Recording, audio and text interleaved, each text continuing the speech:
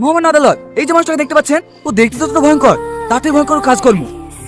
গত রবিবার রাতে আমার মক্কেল মায়ের স্বামীকে ও নৃশংসভাবে হত্যা করেছে। আমি মহামান্য আদালতের কাছে অনুমতি চাইছি আমার সাক্ষী মিসেস মায়াকে পেশ করার জন্য। অনুমতি দেওয়া হলো। মিসেস সালমা, আপনি কি লোককে চেনেন? হ্যাঁ, এই তো আমার স্বামীকে খুন করেছে। যদি আমি আপনাকে অনুরোধ করছি, আপনি আমাকে শাস্তি দেন। আরে আরে, আপনি শান্ত হন মিসেস সালমা, আইন অবশ্যই আইনি কাজ করবে। আপনাকে যতটুকু জিজ্ঞেস করা হবে আপনি সেটুকুর উত্তর দিবেন। আপনি কি এই লোকটাকে চেনেন? হ্যাঁ। ওর সাথে কি আপনার স্বামীর কোনো শত্রুতা ছিল? না। তাহলেও আপনার স্বামীকে খুন করবে কেন? ও টাকা বিনিময়ে মানুষ খুন করে। এক্স্যাক্টলি, এটাই আমার দলকে জানানো ছিল।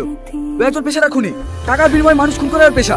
তাই মহামান্য আদালতের কাছে আমার একটা আবেদন, আসামি সামাদ শেখকে করিন দেওয়া শাস্তি দেওয়া হোক। আসামি সামাদ শেখ, আব্দুল্লাহকে খুন করার জন্য কেউ তোমাকে টাকা দিয়েছিল? না, আমি আব্দুল্লাহকে খুন করেছি। সমস্ত সাক্ষী ও প্রমাণের ভিত্তিতে আদালত এই সিদ্ধান্তে পৌঁছেছে, আব্দুল্লাহকে খুন করার অপরাধে আসামি সামাদ শেখকে 302 ধারায় 20 বছর সশ্রম কারাদণ্ডে দণ্ডিত করা হইল।